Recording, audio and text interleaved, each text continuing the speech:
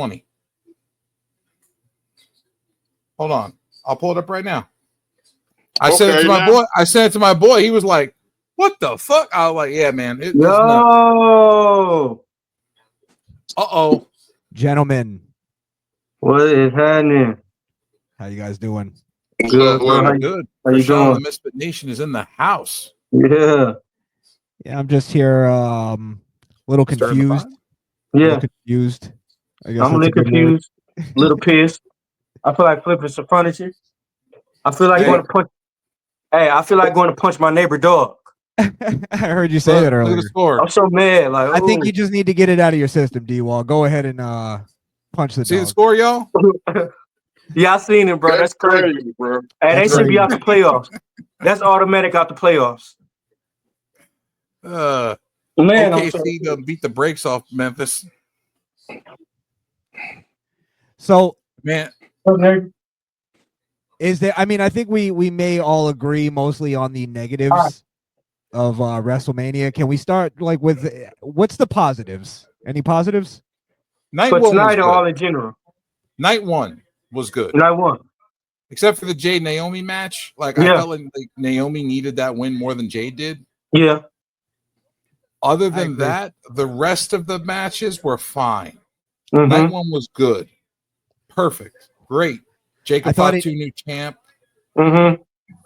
I thought it ended with a nice, like, epic storyline. I don't know how I feel about it going forward with Heyman and Seth being together, but it's something I'm willing to. Heyman's involved, so I'm willing to give it time. Yeah. Oh yeah. Now, night two. Real quick, I wasn't too happy. I think Jey Uso's title run is going to be a bomb. I've been saying it from before. I just said that shit. I just said it. Yeah, man. It's literally just it's a meme. That's what his whole title run is going to be. And it's going to fall apart. Man, talk your shit. Man, Look, hey, you know what? I like you already, bro. Talk your shit. Appreciate it, man. Appreciate it. Krishan, it's like Rocky 4, and then he's gonna have to give the belt up because of brain damage. Talk your shit, bro. Talk your shit. I just said that shit. It's the crowd. It's the crowd that's with him, and he has a Daniel Bryan thing going on. Is what happened, or a Coffee Mania. Bruh. But eventually, he's got to come to I gave everybody 3 months, bro. And that was being kind of gracious. You're being generous. You said 3 months. You're being generous. Yes, I gave him 3 months. Yeah, and I just don't know, like, Jay hasn't been able to capitalize on the, like, all right, cool, you have the Yeet thing. Now show us some other things. Give us some more dynamics to it. He can't do it. Exactly. He's not good in the ring. He's not good on the mic. He's still stumbling through promos. Jimmy Uso is actually the better Uso. I've been trying to get the hashtag beta twin going because Jey Uso is the beta twin. I'm hoping he can capitalize and win the singles title eventually. That's exactly what I said. I said if he got that motherfucker, but keeping that motherfucker, they're gonna be that was a whole fucking different right there. Keeping it. So who's Jey Uso? Is it just me, or is like WWE turning into everybody's just an entrance now? Like I was watching tonight, Bird Girl, what's her name? Valkyrie. Yeah. And it's like literally all she is the dun dun dun whoop. That's it. Yeah. And it's like, what else is there? And she was dressed like the chick from He-Man. Yeah. Do you remember He-Man? With the golden wings. The sorceress, the sorceress for the Castle Grayskull. She was dressed like that with the gold and the white. Yeah, that's what her costume was inspired. I was like trying to be into, and this whole WrestleMania build up really sucked. But so I was trying to be into the show, but it was like I was falling asleep tonight, to be honest. Like halfway through, just a lull in the show. Bro, be honest with you, if I would have never been on here, I probably would have fell asleep.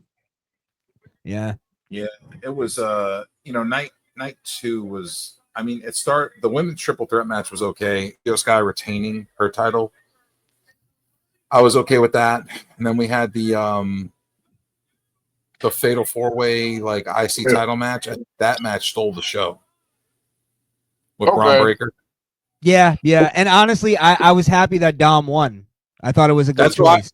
I called it Dominic winning because I feel like they're going to use that to kick Finn out of the Judgment Day. Yes. It's going to split up the Judgment Day. Yeah. Because I believe Carlito is going to side with Dom. Yeah. All right. And then this how I feel. What's going to happen now? Because you've been noticing for a while they've been showing that the Demon Finn Balor signal behind somewhere. Yeah. What if he do Demon Finn Balor and challenge Dirty Dom for the belt and win it? Dom might go baby face. He's getting cheered right now. Yeah, he got a massive reaction. Yeah, he did. He's getting cheered right now. Live. Unless something weird happens where Dom becomes like a baby face from this, I do also think that once Finn Balor gets kicked out of the Judgment Day, he's going to become a massive baby face again. Because he's shown a lot more of his personality, which kind of got me. I used to hate Finn Balor, but now I actually I'm into what he's doing. So I've been a fan of Balor for a long time. I was actually very upset when he got injured and had to relinquish the Universal title. Yeah, because I wanted to see what he could do with it. I'm mad because after he came back, they still didn't put him on that pedestal where he's supposed to be. No, they dropped him back down to NXT. Yeah. Now, Joe, you were saying earlier you don't think Cena winning the title was the right move. No. Why not? Because I didn't get to hear your full rant. No, I don't. First off, I don't think a part-timer that's only going to be here and has stated he's only going to be here through 2025. Why are you going to put a title on him in April where he only has 6 months, 7 months left? What's the point of giving him a belt? Also, the person's record that he broke specifically stated that he was not okay with Cena breaking his record, that he would like it to be Orton that broke his record, Randy Orton, which is not hard to do. Orton's already at 14 titles.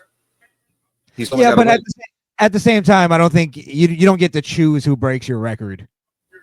Yeah. I mean, but you should have some sort of clout when you're that high on the mountain. You're Ric Flair. You're that high on the fucking mountain. You should have a little bit of pull. Also, I got a question. I don't really agree with that. In that, Ric Flair doesn't book the show. So, personally, I think Cena winning was the right choice. I think him being we had Roman as sort of a part-time champion. That didn't bother me. So the part-time thing doesn't bother me exactly. And somebody had to end Cody's boring title run. All right, so do we see now where Cena dropped the title to Orton and Cody Rhodes next WrestleMania?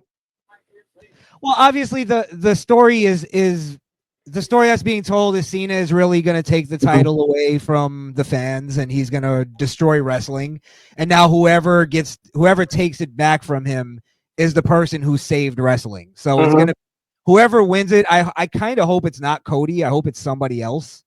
And then they can be they can have that stripe that they saved wrestling from John Cena.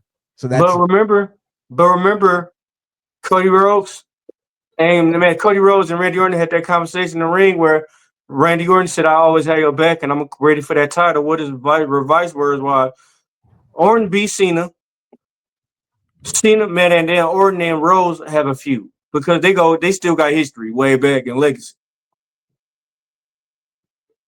I don't hate it, but I don't know if I want Orton to be the one. I almost want somebody new to be the one to beat Cena. Who are you going to have, Braun Breaker? That's who I was thinking, just as an easy choice. But I mean, at this point, don't you think they should just throw Braun Breaker into the main event? Yes and no. I mean, apparently he's free right now. Yeah, he just lost the title. So yeah, I mean, I just feel like I want to see him built up. Shit. He For the got big seven. one, you know? He got 17 championships to go. There's gonna be You know some kind of build up. You know what I'm Okay. saying? Like I feel like I'd like to see him like get the big one, you know? Okay, Yeah. so just like this is another instinct that pissed me off. Solo, he beat the shit out of John Cena. And we ain't seen shit out of good Solo, but John Cena get a title. And he just gets squashed by Solo. John Cena got beat by everybody. Yeah. John Cena didn't win a match until for fucking 5,000 or 6,000 something days or some shit like that. Yeah. Yeah, Michael Cole said it tonight. Yeah. That Cena Cena didn't win a elimination singles chamber. match. Yeah. And then after he won the elimination chamber, he just won this. These are the first match he's won. But he got squashed by Solo. Solo did so many spikes on him, it was ridiculous. He got squashed in that match. And what make you think you better now that? Come on, man. Rome beat shit out of him too. Yeah. Well, that's kind of that's the story they're telling. Is Cena that he turned heel because he stopped caring about what people thought about him, and that's what he thought was the thing that was kind of like screwing him up. So now that he is doing all of this for himself, he's completely focused on himself. He's selfish. He wins the title, so it almost proves him right in a way. So it kind of killed the storyline where The Rock was involved too. The Rock should have been made an appearance or some shit, bro. That's where I don't understand the Travis Scott thing, where it was just him by himself, and then they tried to play it off in commentary where they go, you know, The Rock sent him here, and it's like, all right, get out of here. Yeah, for real. I'm a wrestling fan for fucking 30 years. You think I'm gonna fall for that? And then what I was pissed about, he snatched the referee out, and the referee acted like he was hurt. Come on now, how many times have they done that? Man, no, but he just pulled the referee out. Yeah, but the referee's been pulled out numerous times where he acts like he's hurt. Yeah. Yeah. That referee was fucking Dolph Ziggler tonight. He was just selling, like he was getting shot every single thing. He got dragged out of the ring and laid on the floor. Yeah, I was gonna say he was LeBron James. He was flopping. Yeah, he was doing a LeBron in the fourth quarter. Yeah, man. Check it out. Let me go see what's going on with my homeboy right now, bro. I'm gonna get at y'all later, bro. All right, bro. All right, man. Good finally talking to you, man. Oh yeah, man. Good man. Salute to you, bro. Yeah, brother. Salute to the whole crew. Salute to the whole crew because we fucked that shit up, bro. Yeah. We fucked that shit up, bro. Yeah. The whole crew. Everybody enjoy their night, bro. I do gotta handle this business though, know what I'm saying? All right, big dog. You have a good night, partner. You too, bro. I don't agree with also the fact that they had Becky Lynch and Lyra win the tag titles. I almost just don't care, but like, well, why don't you agree with that? Well, they made Lyra a double champion. I don't think she should have the first. I don't think she should have the singles title to begin with. Giving her another title, 2 titles she's got to defend now. Like, didn't they just have this issue in NXT with Stephanie McCord? Well, the problem with her, just like most, I wouldn't even center this around just the women, but most of the wrestlers, is that she has zero personality. Like, there's nothing to her. So they're trying to do the old, like, we'll put the title on her and that'll sort of cover it up. We'll just make her a competitor. Just give her more championships so nobody can see her no more. Just cover her in titles.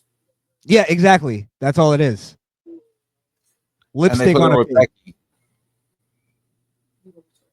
Yeah, and Becky's getting the same thing that Charlotte is getting, where she has like too much plastic surgery, where she's starting not to even look like herself anymore. Yeah. And then is she on Charlotte? Go ahead. Charlotte. Yeah, she going down bad. You want to talk about the walk and blow pop? Ugh. The walking stop sign. She's got a big head and a stick body. You can hang drapes off that bitch because they go straight down. Becky Lynch is starting to get she's starting to look like she has a Ozempic body. I'm just glad That's she's what it's called, right? she's still got a shape. She's still got a shape. Charlotte, as D-Walk says, looks like is shaped like a stop sign. Don't walk. Stop sign. Yeah, she's like a plank. You can just walk right across her. Yeah, I don't. Her attire even sag on her. Yeah, they had to have did you notice all the garters they had holding her fucking holding her fucking gear up last night? Yeah, a lot of latches and pulleys. It was like 5 or 6 on each leg, holding up her fucking around her, centered around her ass because they keep making her gear looser. I tell people all the time, I'm like, Andrade took her ass and her titties in the divorce. Oh my god! He's like, I paid to put him in. I want him now that we're getting separate. I need him back. He walk around with it. He walk around with it in his bag every night. He puts them on the mantle. Man, I can't believe how horrible this pay-per-view was. He's got 2 silicone titties and 2 silicone ass cheeks on his mantle. D-Walk, it's not even. I think the reason why it's like way more disappointing than just a pay-per-view being bad. It's WrestleMania, and it didn't. Yes. I was watching it halfway through, and I was like, this doesn't feel like WrestleMania. I think it was like Damian Priest versus McIntyre, which actually was a decent match. I really did like the match, but I was like Priest needed it more. I don't like Priest. I love every time he loses. I know, but I felt like he needed the win more than McIntyre did. Like McIntyre can take a loss and still go for a world title. Priest, I feel like needs a little more momentum. Yeah. Yeah, I think you're right, but yeah, I guess that's why I'm not like bothered by it, because I'm just not a Damian Priest fan. He confuses me. Peter Ortiz said super underwhelming event overall, and then he said it felt like a good episode of Raw. Yeah. Yes, that's what I was thinking. I was like, this doesn't feel like WrestleMania. It just feels like a big event. I don't know what. It felt more like a Saudi Arabia event. Night 1 felt better. I felt better about night 1 and felt like it was more of a pay-per-view. Yeah. Night 2, I don't know what the fuck happened. Bro, how they had The Rock hyped up for WrestleMania, how this was going to happen. Bro, all this shit was it's like Paul Heyman. It's like Paul Heyman booked night 1 and the Road Dogg booked night 2. Yeah. Yeah. And what was weird, I felt like night 1 had less of a feel going into it, and night 2 had more of a big fight feel going into it. More expectations. And yes, and so 1 disappointed and 1 was good because of the expectations, I think. Right. And then when you thought about it going into night 2, you're like, wait a minute, because me and my girl we watched it at a little party, and we were going to the party, and we're like, what the hell are we gonna watch tonight other than Cody versus Cena? We were like racking our brains. She had to look it up. And we're like, ugh, this kind of sucks. The Fatal 4-Way, I think, was one of the best matches of the night. Yeah, I see. Yeah. Like I guess that stole the show. Yeah, I guess I was expecting to have high expectations of night 2. At the night 1, I was just like, let's see how it is, and then it was crazy. And then I'm like, night 2 gonna be a whole lot better. Why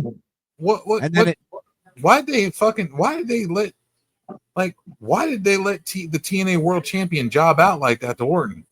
What the fuck? Like, I was like, wait, that's a world champion of another company. How are you letting him job out at WrestleMania? Again, Joe, and then there's more context to that even. It's not only just the world champ of another company, it's somebody that you know is going to be a future superstar in your own company. Like, why wouldn't you just put that little investment in, like, holy shit, this guy just beat Randy Orton? I guess well, Randy Orton kind of like bitched him out too at the end, where he gives him like a little respect, and then he shakes his hand and then RKO's him again like he's a bitch. Yeah. Yeah, I thought that was like him losing didn't bother me as much, but that more was like, what are you doing? That's I like was expecting Vince McMahon WCW wrestler comes in. He does that in '99. You know what I mean? I But was expecting Nick Aldis. yeah, I thought that too, to be honest. I thought we were going to get a classic with Orton and Aldis. I or was even like, yes, Rusev, we're going to get like a 15-minute classic. or even Rusev. God forbid. Thought, God forbid they continue a storyline, right? Yeah, God forbid they actually follow through with something. Yeah, they could have, but they could have easily mentioned. Travis Scott needs to get a receipt. Needs to get punched in his face.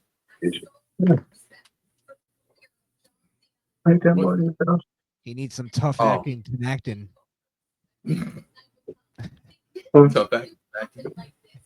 But what I'm saying is though, okay, now in TNA, your world champion looked like a fucking jobber. Y'all instantly gotta get a belt to somebody else. He instantly had to lose the way he lost it. He was pretty much a jobber for the night. He instantly got to go to TNA and drop the belt to Nick Nemeth or somebody, bro. Because right now he is soft. It's soft. What the way they're looking at it, I'm pretty sure, is TNA is just like, hey, look, we had our world title on WrestleMania. Like that's the thing is you're right. They should have pushed more to have like a more competitive match and not have done the bitch out moment at the end. I thought that was completely unnecessary. Yeah. Even worse, Sean, he's about to face in a triple threat Ethan Page from NXT as well as another TNA wrestler, Frank Kazarian. They could have had Moose came and challenged Randy Orton. Well, it's that weird thing that they always do where it's like if you're not on the main roster, you're not as good as these guys. That's kind of what they're trying to push. I don't always agree with it. I like good like upsets. You know? Yeah. Like I said, I like that Dom won tonight. I thought that was an amazing upset. I like the way he did it too. I like the way the ending played out. That last steal, like, second. It was an Eddie Guerrero steal. It was beautiful. Dude, he was copying Eddie Guerrero all night long. Yeah. The tope suicida he did inside the ring, where he like dove over with the shoulder. Yeah. Like that perfectly. All those guys were on fire tonight. They're all and Braun with that spear from the one table to the other table. Man. And I'm glad also that Braun had nothing to do with the end. He was like he can now go like, look, I never got pinned. Right. It was perfectly done. I thought it was exactly what it should have been. That's how you take a title off of somebody who's a dominant champion. That's that you don't want to lose because you don't want him to look weak. Not only that, that's exactly how you tell a story in the ring. You built all this thing up between Dom and Finn Balor, and then it finally comes to a head in the ring and literally decides the outcome of a match. And now there's story to tell after that. It's perfect. Braun can go do whatever he wants. He can go to the main event. Penta can go do whatever he wants. Like, I don't know. Raw tomorrow night, and SmackDown it better be good. Should be really, really good because they got a lot of people coming back, a lot of people returning. Bronson Reed, Aleister Black, Rusev, they're all back. Yeah. So I mean, we're gonna see a lot of people. That pay-per-view really crashed like Stone Cold on a four-wheeler, huh? Yeah, I mean it crashed hard, ran into a fucking wall. Did you not see? Alex said he hit the woman. I played it back and it looked like she just got kind of like thrown back by the barricade. It looked like he didn't hit her. It looked like he was just like he crashed and like raised his arm up and waved. He almost like flew off of the fucking four-wheeler and like landed in the front row, but he like buckled down on it. Stone Cold's like a true redneck. He drives four-wheelers all the time. So he's a drunk redneck, man. He's used to four-wheelers and flipping them over and shit. And like ATVs and buggies and shit. And you saw he walked up to the lady after and checked on her. Yeah. He probably had a 12 pack before he rode out on the thing. Nick Khan was over there too. Oh, he went over and checked on her? Yeah, Nick Khan was over there when Stone Cold walked over. Oh. Hey, he probably told her he go a box of free merch. Here you go. We're sorry. See, I thought The Rock was going to get involved in that last match. And then I figured Stone Cold would come out to counter that. But he only came out to counter attendance record. Well, I think Rock awesome moment. I mean, I'm at least a little bit intrigued to see what they're going to do with Cena's title run. I expect it to be like a spot run. He's obviously only going to compete at pay-per-views. I was getting the feeling during the build-up, I was like watching it, I'm like, Cena's like really hasn't been there for the build-up, not even like a taped like message or anything. But I was like, he was there the last couple of weeks. But yeah, and I was like, I get the feeling maybe they're like saving. This is the only expectation I'm going to have is they were saving all that for him winning the title, and now they'll waste more days on him. And maybe even do the change in the music and the change in the appearance and all the stuff we wanted to see. But he only got like 21, 22 more appearances in his contract. Are you feeling reminiscent? You can do a lot with that. That's half a year. From now, I mean, like it's gonna be a lot of times where he not be there though. I got a better question because I stayed up late as fuck on Friday night. What the fuck was up with that Hall of Fame banquet? Why the hell they start that shit so goddamn late? Man. Did you see all the pictures that they had a thread of all the wrestlers that got caught sleeping? I was watching, bro. They showed them like when you were watching it. They showed the wrestlers like sleeping out there. And Booker T was knocked out. Yeah, dude.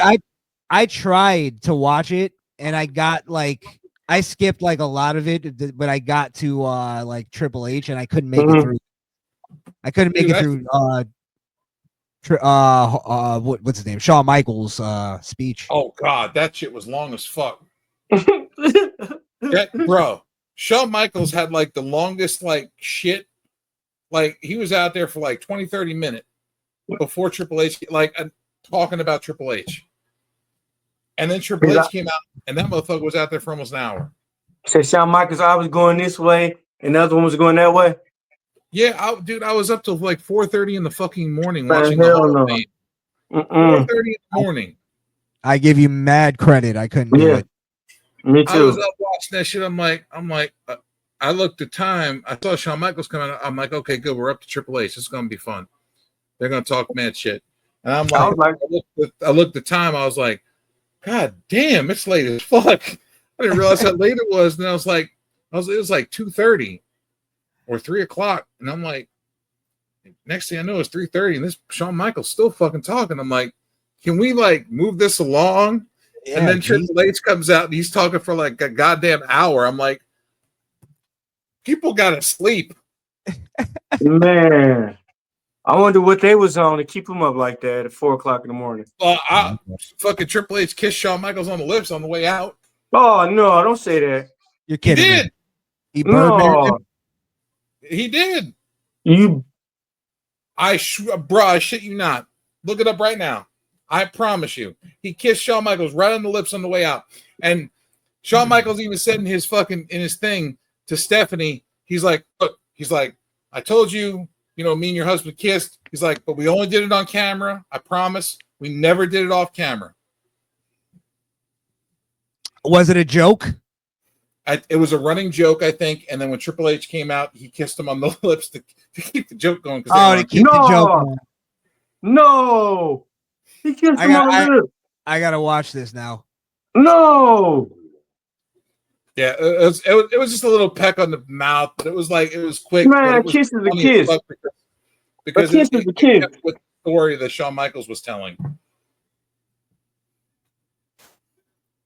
And then Triple H was talking about like how when he first got to WWE, like he went back all the way in his career.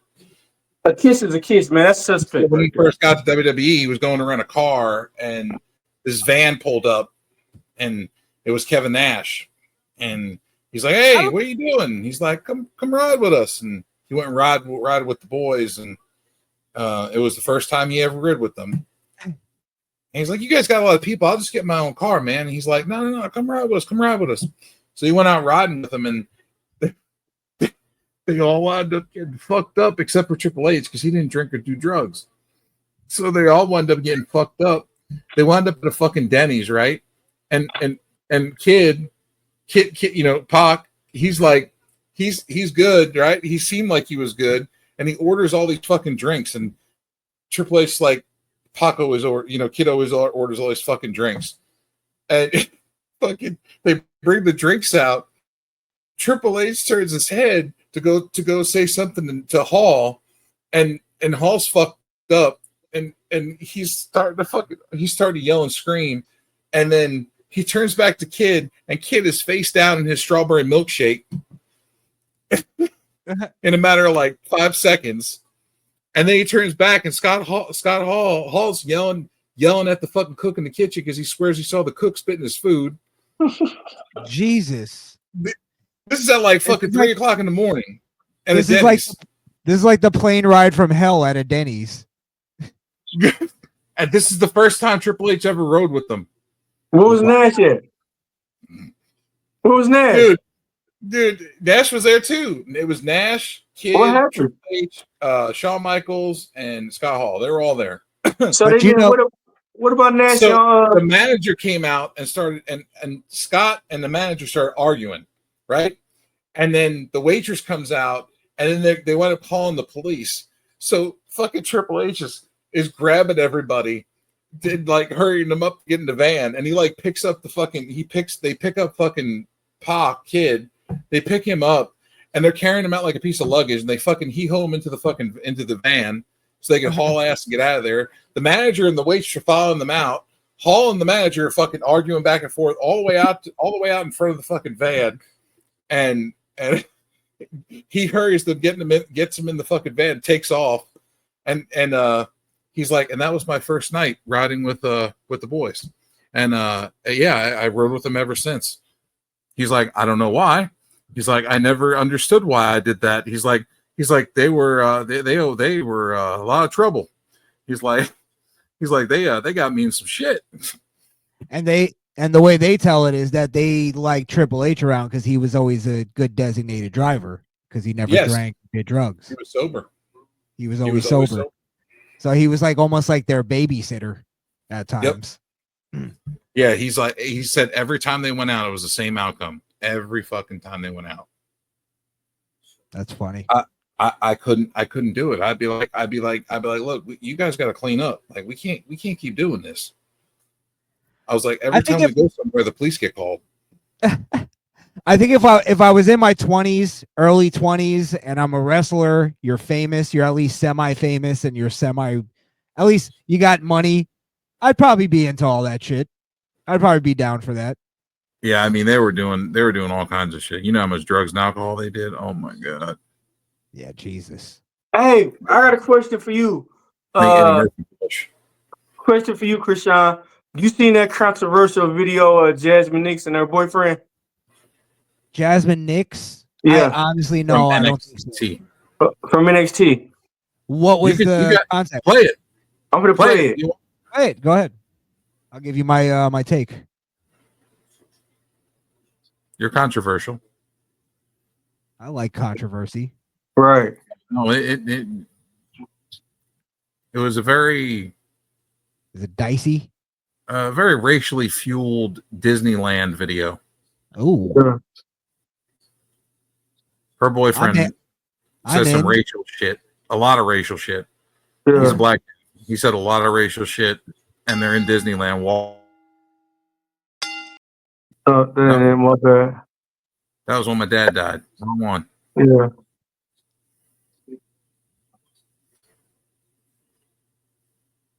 God damn it. Should be towards the bottom, dude. Should be something new. So how you been, Krishan? How's things been going on the Misfit Nation? I'm pretty good. I mean, we're officially banned. We got our main channel striked from YouTube. Again? No, it's like this is like permanent this time. What happened? They claimed I think it was hate speech. When? Yeah, this was like a few months ago. No, not even a few months ago. This was like a month ago, maybe less. Was it one of the But shows yeah. I was on? No. This was like they retroactively strike something from like the last summer. Yeah, Facebook was doing that. Facebook was doing that shit to me. They were striking me for policies and shit for shit that I had posted fucking 10, 15 years ago. Jesus. Yeah, they were going crazy. way to fuck back on me on Facebook. Yeah, that's what they, and I think it might have been just a reporting. Somebody reported it.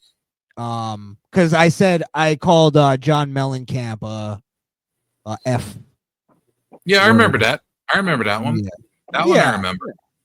And they claimed that it was because it was prolonged insulting of somebody or prolonged. It was like we went too long on and I'm like, it's a roast. That's kind of the point of it. We roast people. And shouldn't we be allowed to have freedom of speech and expression? And yeah, but have our own thoughts and opinions of a person? But apparently there's a time limit on that, Joe. Only for a specific. It's right there in the Constitution.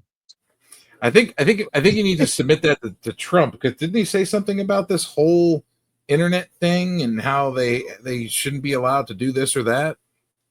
Damn. Yo. Yeah. I that's a good idea. I didn't even think of that.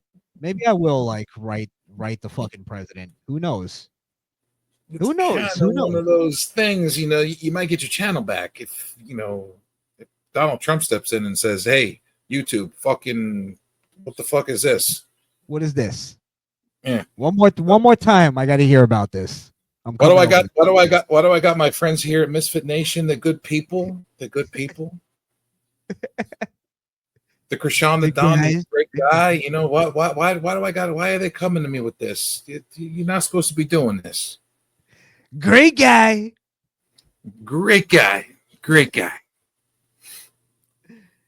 Did you find that video? How are you, Joe? How's your health and everything? Sorry, I don't know if you want to get into that. Just give me vague if you need to. I'm on a pee bag still. Catheter, but I go tomorrow to the urologist. He's going to take it out, so let's see if I can pee on my own tomorrow. So I'm good. Yeah, I was just looking at your text message again. Hoping for the best. I'll pray for you, Joe. I'm walking on my own. I don't use my walker or my wheelchair, and I have not used it in about a month. I drive again on my own. I've been doing things on my own, and yeah. Getting your independence back. Yes, sir. I've been at home almost a month now, and I've been I cook for myself. I clean. I do dishes. I do all that stuff. Walk around my house. Go in and go for drives. Go to stores. Good, man. Do the podcast. Yeah. Obviously, you can see I'm back in the office. Joe BSCO on the wall. Yeah, man. I'm so happy to not see that hospital room anymore. Yeah. I know you are. I'm just saying. Just as a friend, I'm happy to see it, man. Hey, Joe, I sent it to you. Hospitals. Shit. I hate them, bro. I fucking hate them. You sent me the video? Yeah. Because I think Alex deleted it to make more room on. Where the hell has Alex been? I haven't seen him in a while. Oh man, he's been all over the place, dude. Yeah, man. I didn't get it, so I'm gonna grab it real quick and send it to you. Give me like 1 second. I'll send it to you. Instagram or X? Which should you prefer? I'll be right back, guys. I'm gonna grab a drink. Hey, which one you preferred on Instagram or X? Hang on, he's grabbing a drink. Me? Yeah. X send it to X. X. Gotcha. You got? Are you sending it to him? I'm looking for it now. Nope, I don't got X on my other phone. I do. Hold on. If not, I'll send it. No problem. I just gotta scroll through and find it. That's all it is. If anything, just tell me what to look up. I'll look it up. If you go on my, you got me on Twitter. Yeah, Here, I'll look at it. Go on my Twitter and then you can watch it. it's D_walk, right? Yeah. Why don't I have you here? Wait, I do. It's you.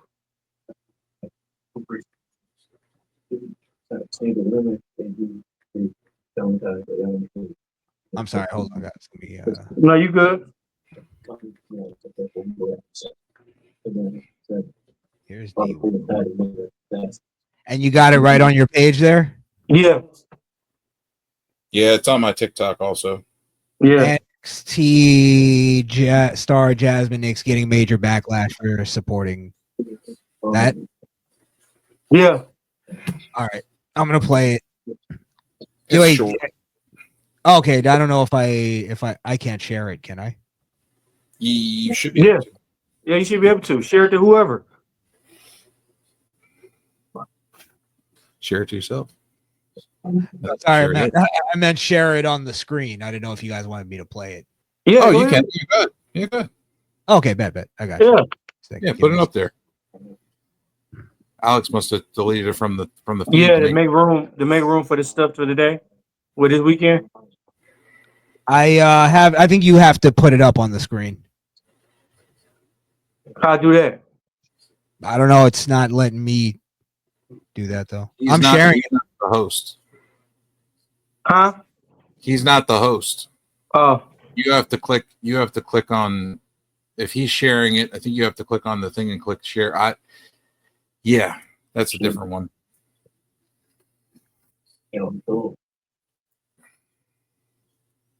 Yeah, I think it's whoever's the host. It's not popping up on your thing. No. That's weird. I don't have Yeah, but control. I don't have control but over the it's- narrative. Yeah, just check it out and let me know what you think about it. All right, let me just watch it. All Uh-huh. right, you talk amongst yourselves. You're good. Let's see. Yeah, go ahead. Let's see what he thinks about it when it's done. The Playing it Disneyland.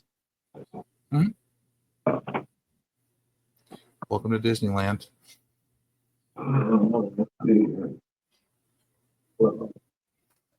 Oh,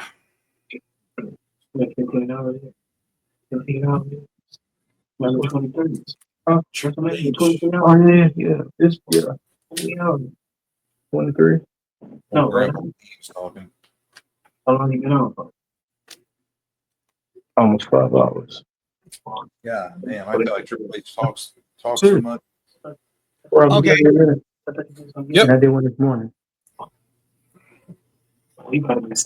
So let me just guess. Is he getting like backlash for like being racially insensitive or something like that? He's in Disneyland. And They're in he's doing- Disneyland. No, Yeah, I get that. He's in Epcot. Disneyland around kids and shit. Gotcha. And the one guy, I don't know who he was a veteran, or I don't know if he was a veteran or He's if he was disabled. The first disabled? person was disabled. First, I thought it was homeless. First guy. Yeah. Let me just because I was like having a hard time hearing some of it. Hold on 1 second. Mm-hmm.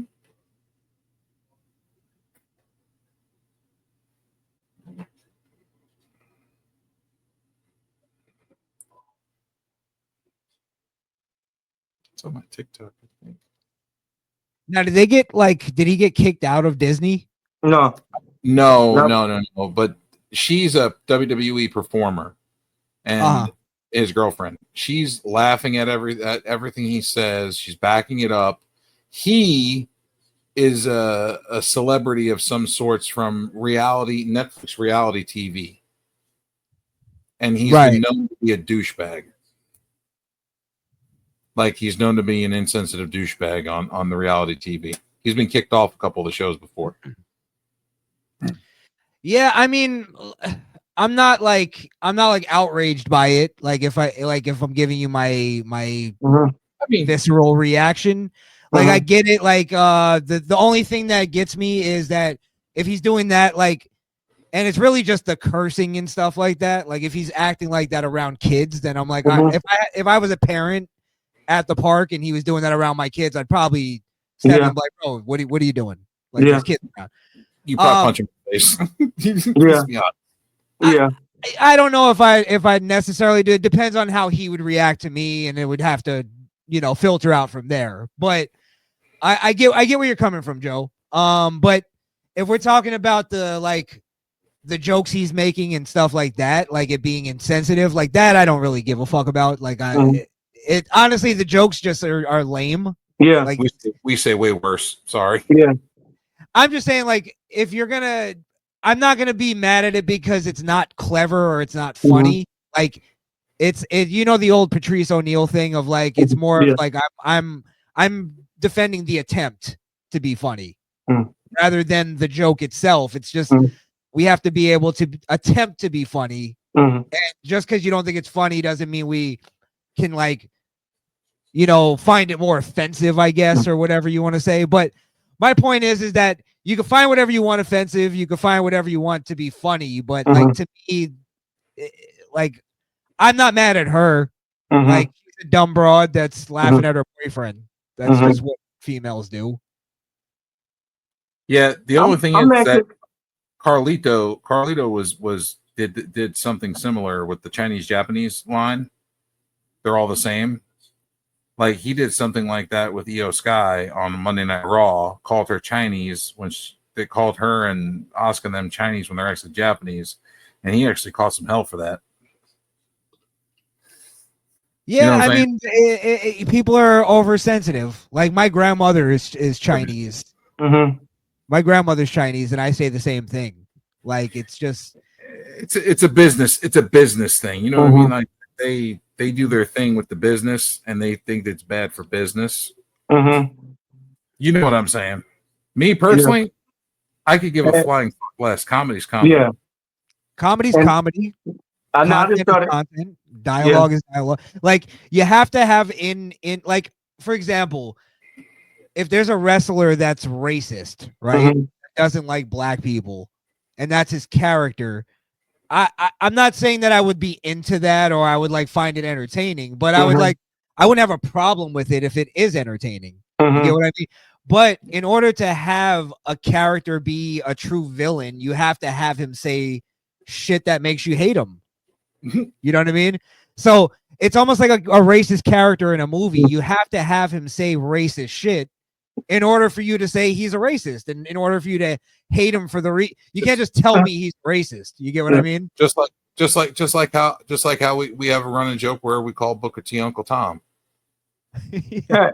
I was just mad about the shit. The shit was corny as hell, and that's some shit 12-year-olds do. That shit, just the fact about it wasn't funny. That's just what pissed me off, though. Like, man, dog, the jokes ain't even. I was saying shit like that. You say when you 12 years old, not when you fucking 30. The most funniest fucked up part was he said he was from the South. He's a Southern gentleman. He's from the South. Yeah. Then he made a joke about plantations and cotton picking. Right after it. Yeah. Well, I think the biggest offense is IRL streaming. Yeah. I think they're the biggest waste of life in the world of internetdom. Him doing. He does reality TV shows, so that should tell you where he's coming from. Yeah, I think it's like there's a truly like a need for attention that's going on. True. To do IRL streaming, reality TVs. Yeah, I mean reality TV is the same way. It is. Yeah, it's the same thing. It's actually the same almost. Yeah. You think you have to? You're making your life into a reality TV show. Yeah. Yeah. Did you hear Booker T the other night? Did you watch Stand and Deliver NXT? No, I didn't. All right. Stephanie Vacure does this move where she grabs the woman's head and she rolls over, and then she like slams the woman's head into the mat repeatedly. Yeah. Booker T, every time she does it, Booker T loses shit. He's like, Well, she was in a fatal 4-way last night, so she did the shit like three times in a row. She did one, and then she grabbed the next one. She did the next one, bam, bam, bam, and he's just going with it, right? So they get to the third chick, and she's like banging her head on the floor, and fucking Booker T comes across with a fucking flatline noise. Booker T been He's on a like, perk. Yeah, D-Walk's got the thing. We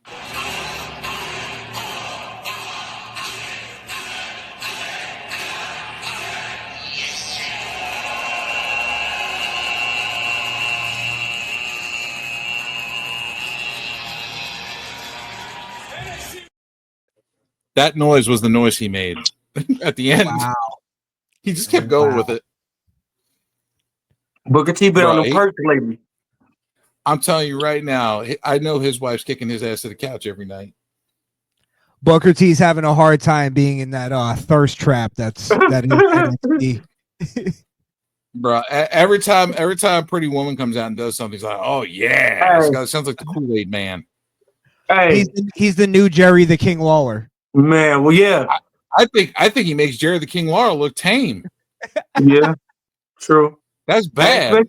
Especially when Sexy Red was on there, Booker T was losing his shit. Yeah, I thought Booker T's dick was about to come pop out his trousers. WWE was about to go rated R real quick. Man, I said like a couple of weeks ago, if Jey Uso would have came out with Sexy Red, he don't deserve to win the title, man. Give it back. Let Gunther keep it. I was pissed about that when they was talking about having Sexy Red come out for him. I was pissed.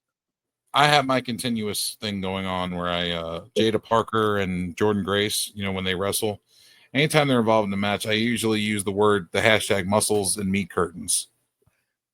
With sauce. Muscles versus meat. Muscles versus meat curtains, or Arby's versus tropical smoothie.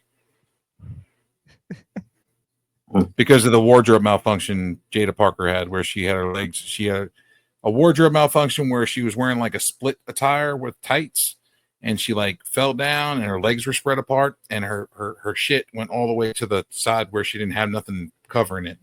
So all you saw was all the meat curtains spread out. Hey, at least ain't no delicious. Look like an Arby's quarter pounder. Hey, at least ain't no footlong ain't slide out of there. You're right. Nothing can slide out of there because she's got a quarter pound of fucking roast beef. It looked like an explosion at the Steakums factory. Wow, something like that. Yeah. It looked like a box of Steakums exploded. Yeah, that'll work. And then you got Jordan Grace, who has a wardrobe malfunction on her chest, and it just looks like another guy's chest. They didn't even blur it out. They didn't even blur it out. Nothing. They didn't blur Jade Cargill's either from WrestleMania. Hey, I realized something too that go ahead, D-Walk. Now Jordan Grace could go topless and you still wouldn't be able to tell. Nope. She's got bigger pecs than her husband. And I was gonna say this, Bianca Belair is so fucking fine that it took me this long to realize how flat chested she is. Really? And I still don't give a fuck. You didn't realize that? I realized that she didn't have tits, but I didn't realize she was like, it was like Asian boy body. Yeah, but her ass is amazing. Well, she looks better when she's outside of wrestling. Like I've watched her when she's like at home making like her costumes and stuff. She looks way better. Way better. Yeah, she's got that look where she can wear makeup or not, or like you dial it down and she's just still sexy. She's a natural sexy. She looks 100 times better when she's not wearing anything and she's just at home, just chilling, like with her natural hair. Like her natural hair is really nice. I'm like, wow, why the fuck you doing the ponytail and shit? Just go out looking like that. You look way better. She could eventually switch. By the way, did you see Tiffany Stratton lost a couple teeth? Yeah, because there was reported today that they were stiffing the shit out of each other. Charlotte's being fine, by the way. That match was a piece of shit. Yeah. That match was horrible. That might have been the worst match of the night to me. The worst match of WrestleMania. I think it was bad, and I don't blame Tiffany for it because Charlotte was trying to sandbag Tiffany the whole night. Oh, Tiffany, I'm sorry. Go ahead, Joe. Charlotte Flair was trying to sandbag Tiffany Stratton all night. She was the one that started with the stiff shots. She was hitting her. She was hitting her for real. She was stiffing the fuck out of her, and then Tiffany responded. That's what she's going to be fucking fine for that shit. And also, I don't blame Tiffany because I really believe she was like rattled. Like her brain was fucking rattled because you could tell she was out of it even when the match was over. The look on her face was just like she was just miserable. Mm-hmm. Yeah, So, did I you don't see all know. the bruises on her face? I wouldn't be surprised if she had a concussion or something.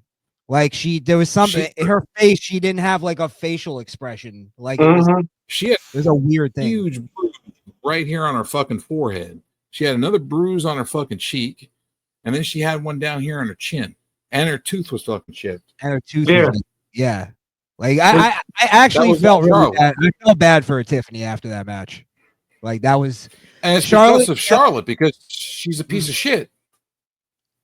You know, I've been defending Charlotte this whole time, and honestly, I have to say, like, I don't know if I think I've been wrong on that. I think Charlotte really is. I think she's really jealous of Tiffany. I think she sees Tiffany as the one that's going to replace her. And the only thing that keeps her in the light is her name. The fact that she's a Flair. Other than that, she's a replaceable blonde. She's great, built like a stop sign. So, I mean, you don't really, she's not nothing good to look at. Don't get it twisted. I believe Charlotte is great in the ring. She's a great performer, but she has a bad attitude. She was. Yeah, you're right. You're right. She fell off. She really fell off. She was good in the ring. She was fantastic in the ring. I stood by Charlotte through thick and thin for her in-ring performance and her mic work. Everybody's like, oh, Charlotte. I said, yes. I said, but Charlotte can do the work. So why not make her champion? Doesn't matter if she's a babyface or a heel. She's fucking Charlotte Flair and she can do it. And everybody's like, yeah, but we're tired of seeing her, blah, blah, blah. And I was like, I get that. But at the same time, it's Charlotte fucking Flair, and you're just going to have to fucking suck it up and deal with it. Yeah. Now, it's different because now she's not putting the work in like she did. She's being a fucking an adolescent child with going off script. Well, she started making fun of Tiffany Stratton's voice. That was going off script. So Tiffany gave her a receipt by doing the divorce line, which isn't a wrong thing because let's be honest, she just did an interview earlier that day telling everybody everything that's going on with her life. And she's crying. And she's crying though.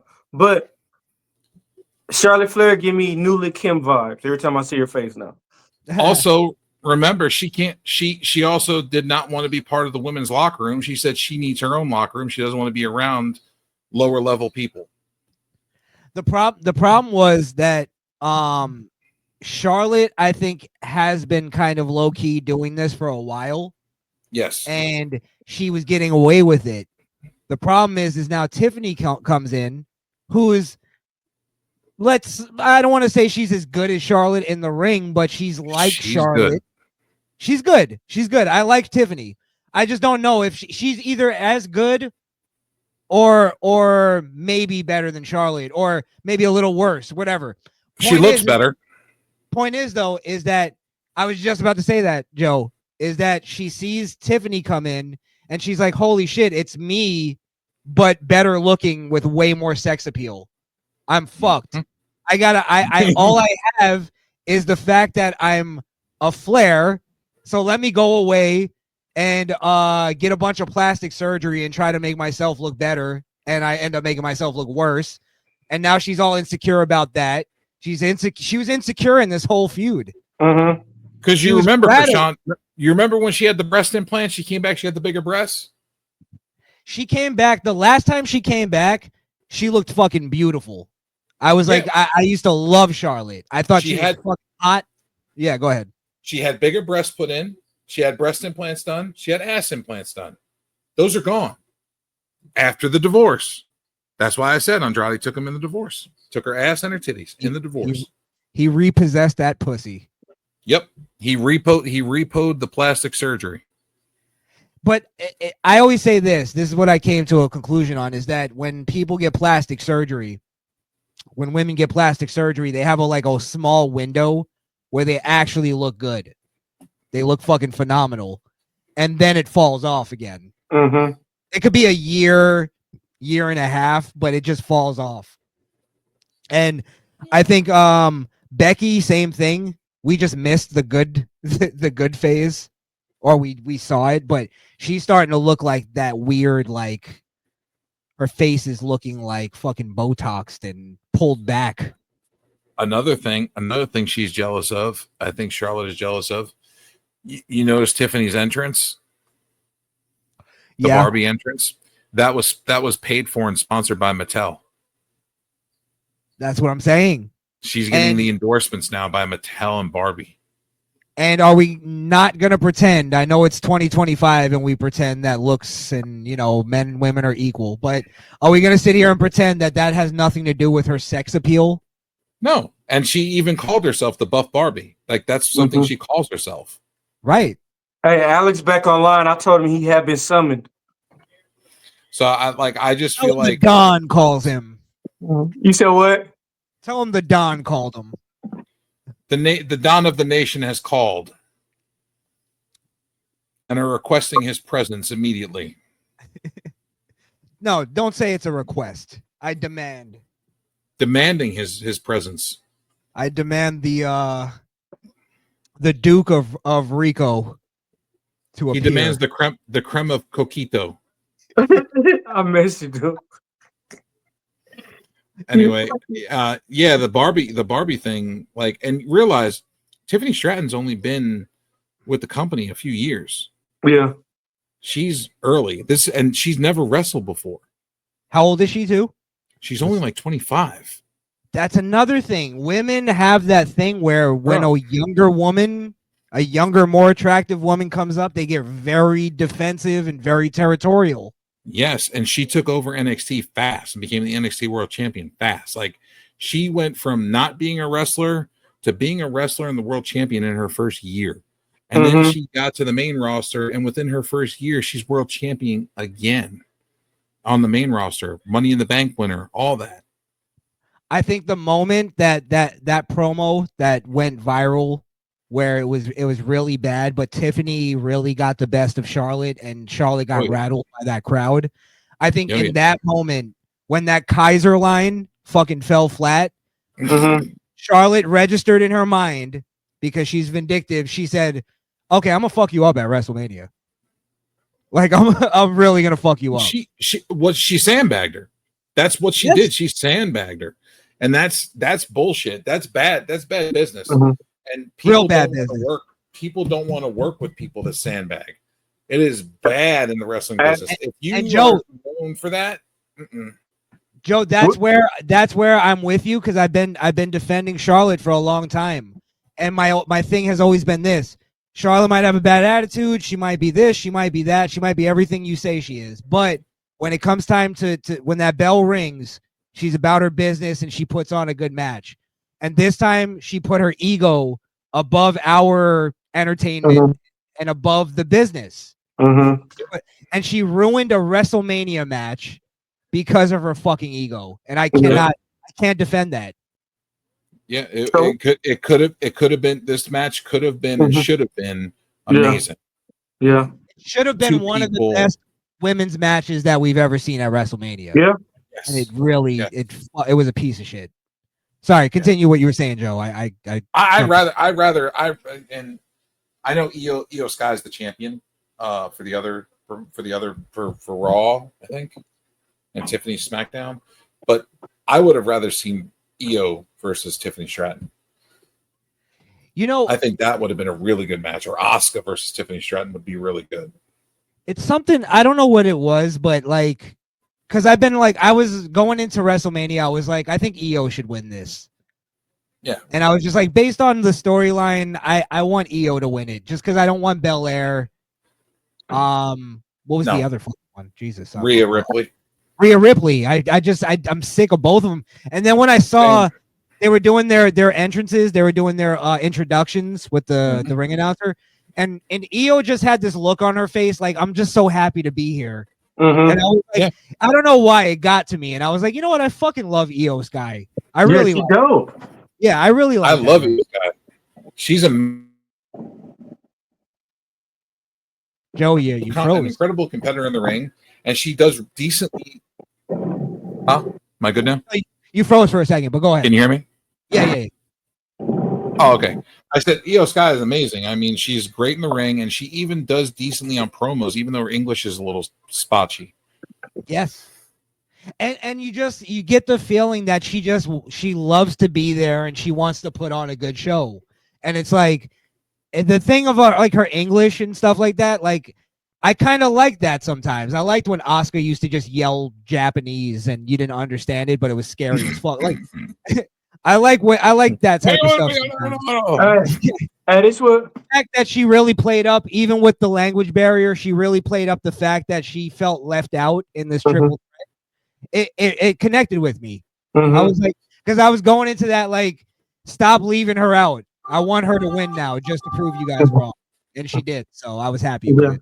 I'm pissed about Kevin Nash said Io Sky was trash, but then when Jinder Mahal was champion, you ain't say shit about that. Yeah, You know, Kevin Nash did a lot of shit about Io Sky. Like he on his Click This podcast, he was talking some shit about Io Sky. He said she's terrible. But now he's gonna go on his next podcast and go, I never had a problem with Io Sky.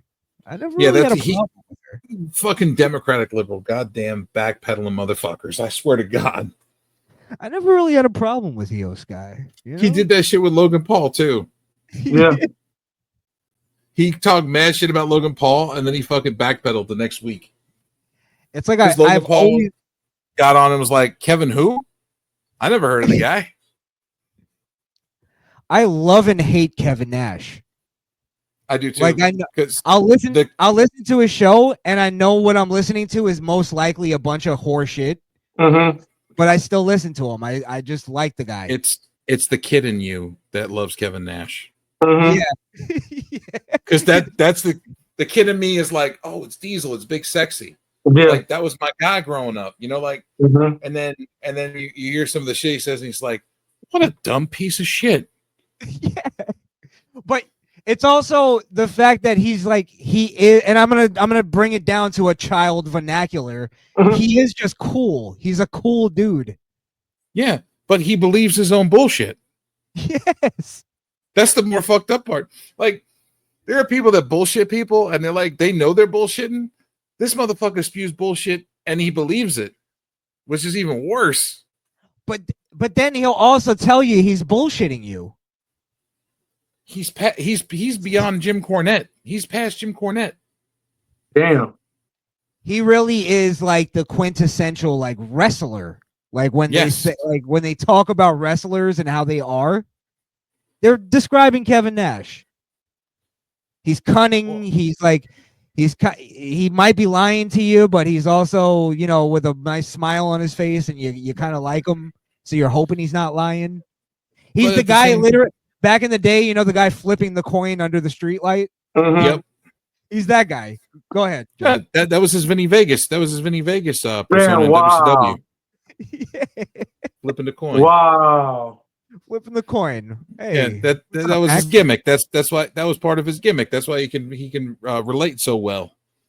Right. Right. I never had a problem with Vinny Vegas.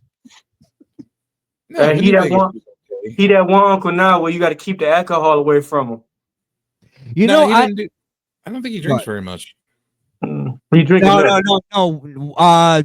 Kevin Nash is a wino. Supposedly, he kills bottles of wine. Austin said it on his podcast. He kills wine. So he's turned into a fucking Stepford wife. Damn. I never really had a problem with Joe BNCO. What? I never really met him, but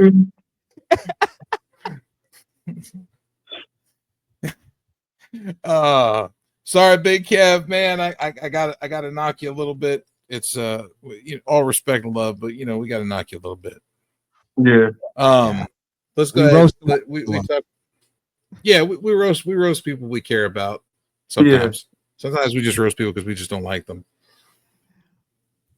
Yeah, and then 83 Weeks podcast with Eric Bischoff. I heard Eric Bischoff speaking about next year's WrestleMania, And he said that Braun Breaker and Jacob Fatu should be main eventing WrestleMania next year. I agree. Night 1, night 2. Mm-hmm. Yeah, that's exactly what he said. World championships, both of them. I could see Braun Breaker beating Jey Uso. Braun Breaker being the world champion in the main event, regardless, shouldn't be a thing. And Jacob Fatu for sure should definitely be a thing for the world championship. How long do you think Jey Uso holds that title? Oh man. So we got I know Backlash. Kane, I believe, said 3 months, right? Mm-hmm. Kane said 3 months. So we got Backlash coming up, and then we got Money in the Bank and Worlds Collide they're on the same day. Yeah, SummerSlam, probably like 5-6 months. You know what? I'm actually going more with Kane in the 3-month, 4-month kind of area. I don't think he's going to drop it at a minor pay-per-view, though. I'll tell you why. I really do believe that. I have faith in American culture that Yeet thing isn't going to last much longer. And as soon as that falls apart, WWE's getting rid of it. They're going to ride it into the ground, but they're going to get rid of him as the champ. What if it don't fall apart? What if it stays strong? That's why I said I have to just base this on my faith in American culture. If you don't make it strong, what if that shit turns into Hulkamania or some shit? Even Yes fell off at some point. They still do that shit. They still do that shit in AEW. Damn, Bryan Danielson had to buy the rights to that shit. Brilliant move. What if Jimmy Uso? WWE fucking fumbled the ball and forgot to renew the rights to it. So he jumped on, his lawyer jumped on board and told him about it, and he went and bought it. Fucking good for him. I'm actually happy to hear that. I like when the little guy wins sometimes. But also they're still saying what they did that tonight with Austin. Go ahead, D-Walk. So I was saying, so what if Jimmy Uso betray Jey Uso in 3 months from now, challenge for the belt and win? I was thinking that I was thinking that when he was in the ring tonight. Mm-hmm. I was like, I get the feeling Jimmy Uso is gonna go for that title. Mm-hmm. Don't forget about Seth Rollins. He's got Paul Heyman now. Mm-hmm. And he's on Monday Night Raw where Jey Uso is.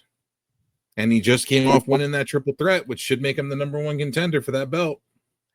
Let me throw this out there real quick. How long does this last for? Heyman and Seth Rollins? Until Dean Ambrose comes back. You think he's come back to WWE?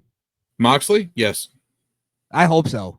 Mm-hmm. Didn't you hear during the match where Seth was talking to Roman and he brought up Moxley's name? Yeah. He said Dean Ambrose.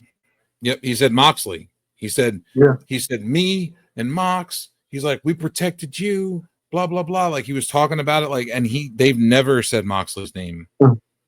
They would never allow Ambrose or Moxley's name to be said. Mm-hmm. I gotta look that up. I didn't hear him say Mox. I heard him say he Dean said Ambrose. Moxley. Oh, he said cool. Moxley. I want him to come back as Moxley, not Dean Ambrose, though. I was just about to say that, D-Walk. I hope the same thing. Yeah, I like John Moxley a lot better than I do Dean Ambrose. Yeah. It just sounds more like a rough name, like a fighter's name. John Moxley's a rough motherfucker. Let's just be honest. Did you see where the boards were in his back? Man. Did you that see was almost jackass level though. Like I was that was live that was on regular live television. Yes, I know. That was like, and then you watch the ref like stretch it. They were like stretching his skin when they were pulling it. I was like, holy shit. It's like GCW deathmatch. Yeah. It's like, yeah, let's do it. They couldn't get out of his back. They couldn't get it out of his back. I couldn't get into it. That shit kind of gets to me. I might be a bit. Yeah, like that level of it. It's like, I'm in there watching. I'm watching the skin get stretched out with the fucking with the nails, the crooked nails, and the wood. And I'm like, oh my god, this is great. You love it. Okay. There's so crazy how there's an audience for it. it's Okay. crazy Want to how see him John get gigged with Moxley. a piece of glass. It's crazy how John Moxley take a clothesline and he bleed.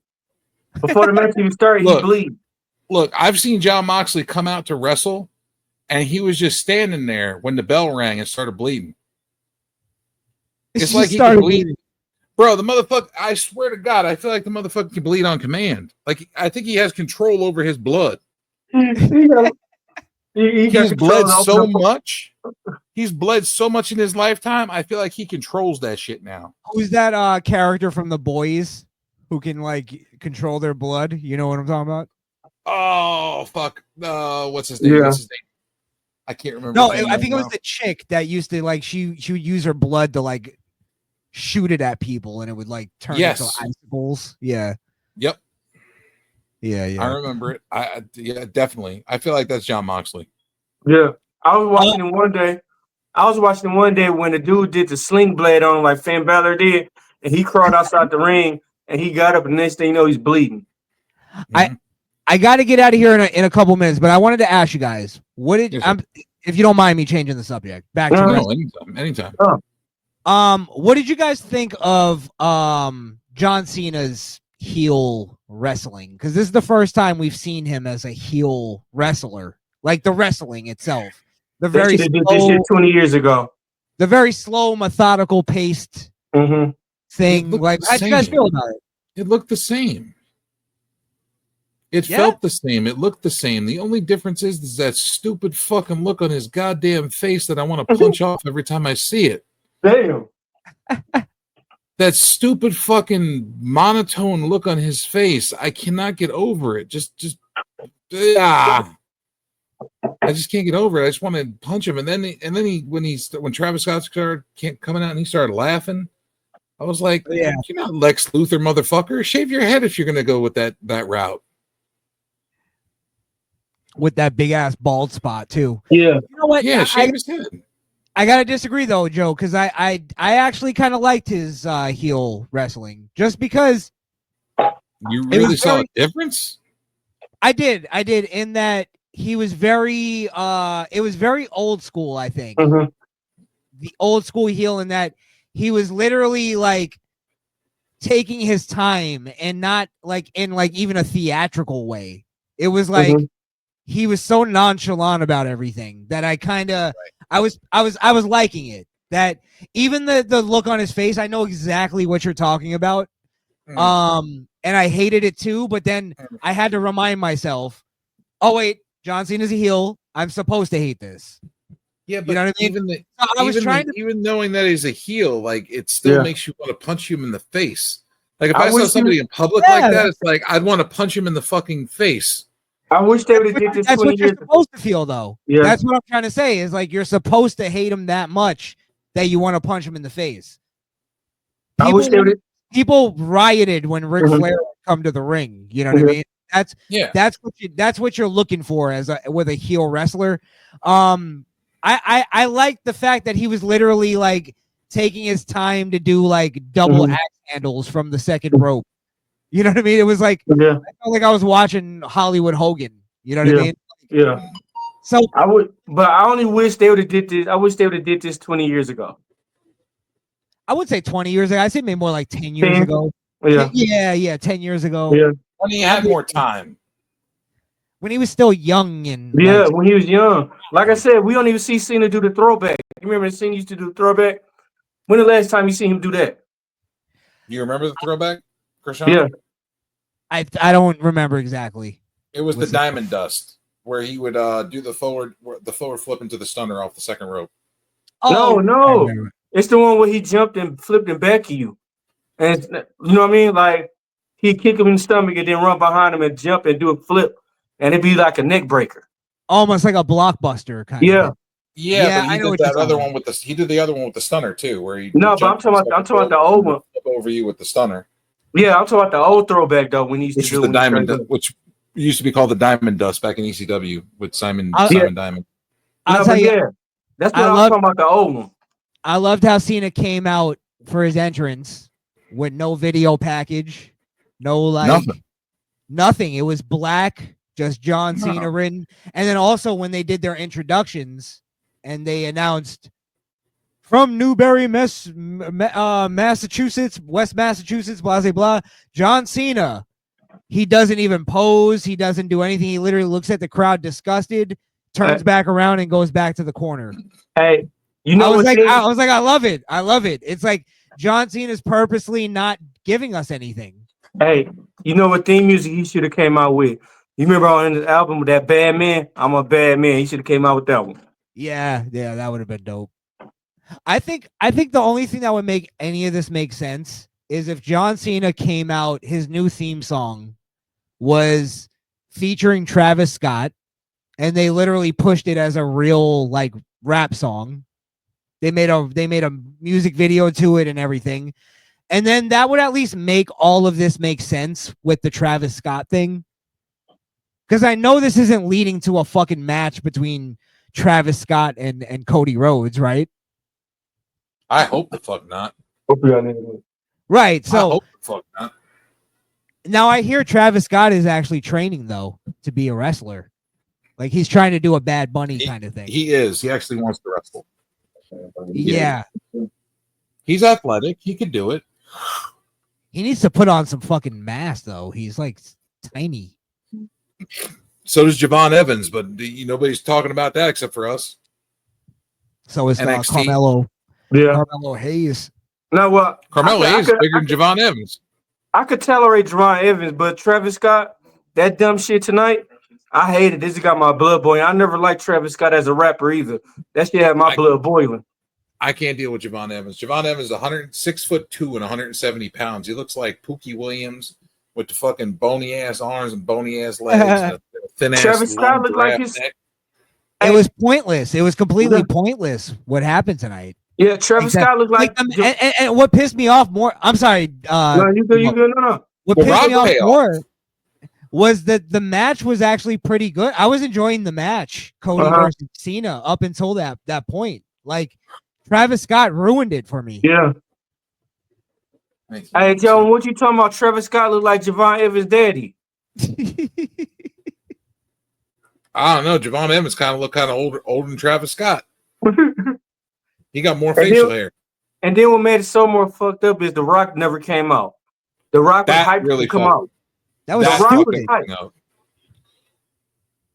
He was hyped to come out. Yeah, they were really lazy on this WrestleMania. Really lazy. I guess it's maybe a Vegas thing. We'll just put on shitty WrestleManias in Vegas. Like I said, I feel like they went from Paul Heyman writing night 1 to Road Dogg writing night 2. Yeah. What was last thing I want to ask? Yes. Best match of the night, worst match of the night. And then also I want to get your guys grade, like your overall grade. Night 1 and night 2. Just overall, best match of WrestleMania, worst match of WrestleMania. If you want to split it up in nights, you can go ahead. Yeah, split up in nights. Night 1, I'm going to give the best match of the night to Punk Rollins and Reigns. Yeah. Okay. Fair.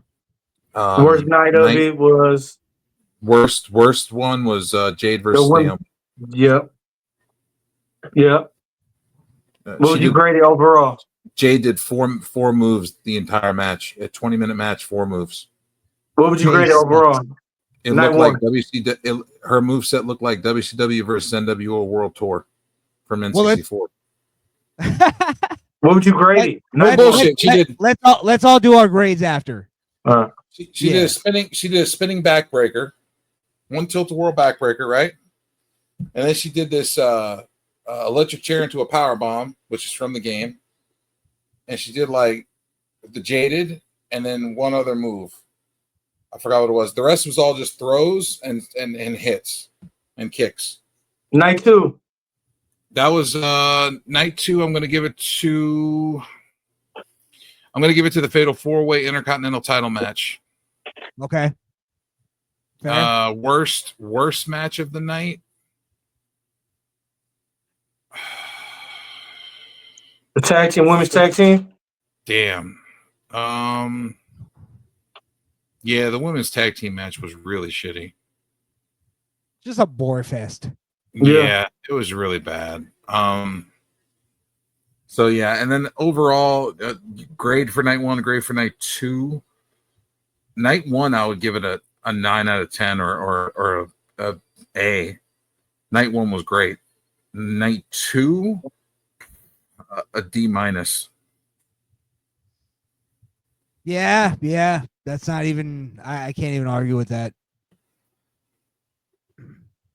You want to go D-Walk or you want me to go? Go ahead, you can go. Okay. Night 1. I'm gonna go Charlotte and Tiffany was the worst. I think it was horrible, very horrible. I wanted to go Jay and Gunther. Also Gunther tapping out to Jey Uso. Just Jey Uso's not even known for being a submission guy. Like I really hated it. But It was Rocky 4.